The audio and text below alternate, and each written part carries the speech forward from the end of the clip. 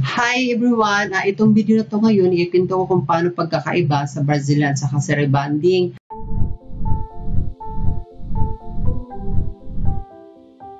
Kasi ang Brazilian kasi, especially ang Brazilian kasi para lang naman yan talaga sa mga damage hair.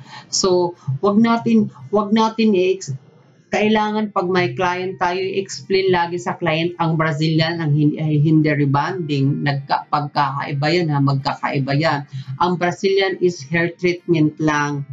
Ang Brazilian hair treatment lang at saka sasabihin sa client natin ay hindi siya 100% nakakatulong sa hair na magiging bubalik sa dati yung hair mo na hindi na siya mag-dry. Makakatulong lang siya pero hindi siya 100% na makakatulong sa ang Brazilian. So which means makakatulong lang na mababawasan yung damage na hair mo, tapos yung mga nasunog o kaya especially pag na-bleach yung hair mo ay at least kahit paano nabawasan. Pero wag tayo mag-expect yung Brazilian ay babalik sa yung dati ng hair natin na healthy, especially pag bleach na buhok mo. So, wag natin i-expect yun. At sa ang Brazilian talaga, tatanda nating hair treatment lang yan, hindi yan Brazilian. Hindi yan, sorry. Hindi yan rebond. So, ang pagkakaiba kasi ng rebond at saka Brazilian, kasi syempre ang Brazilian ay ang rebond, mas maganda, matagal maglas sa buhok. Ang Brazilian naglalas kasi sa buhok ay mga 2 to 3 months sa buhok ang Brazilian na maglas sa buhok natin. So, ang kailangan ang Brazilian kasi i-explain sa client ang maayos kasi ang Brazilian kung paano procedure. Siyempre, alam naman natin yan kung paano ang procedure ng pag Brazilian. Number 1, siyempre, pag Brazilian mo yung client natin ay isa-shampoo mo sa letter E na pang Brazilian, tapos maayos ang pagka-shampoo, tapos tapos mga 2 to 3 times or 4 times, 5 times mo shampoo basta magandang pagka-shampoo. Tapos simple lalagyan ng letter V.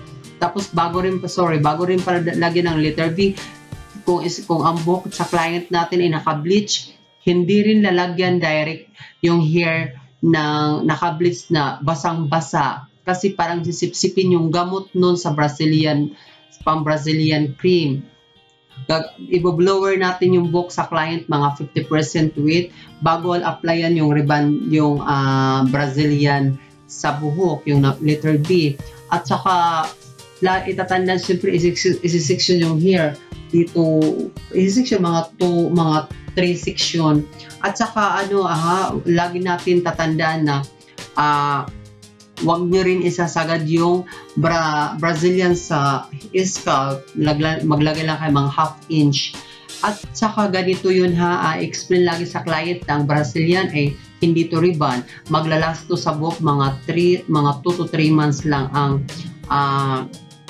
Brazilian sa buhok. Kasi may client kasi na nag-expect baka hindi natin maipaliwanag maayos, baka isipin ng client ay maglast yan sa hair So, wag natin kalalimutan naman yan. Kasi, ang Brazilian talagang treatment lang yan. So, ito naman, bakit ang Brazilian at saka ang rebond magkaiba? Siyempre, iba naman ang rebond, di ba? So, kaya ang Brazilian talaga nakakatulong lang yung pag-damage lang yung buhok lagi. Tatandaan lagi natin na explain sa client ang Brazilian ay nakakatulong lang sa mga damage na buhok.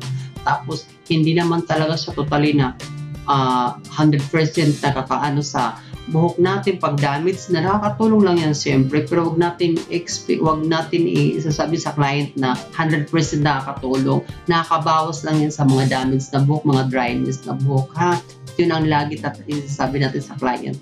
Siyempre, dito naman tayo sa rebond. Siyempre, ang rebond mas maganda ang rebond kaysa sa Brazilian kasi especially ang rebond, pag mga virgin hair ang rebond, gagawin natin sa client ang rebond.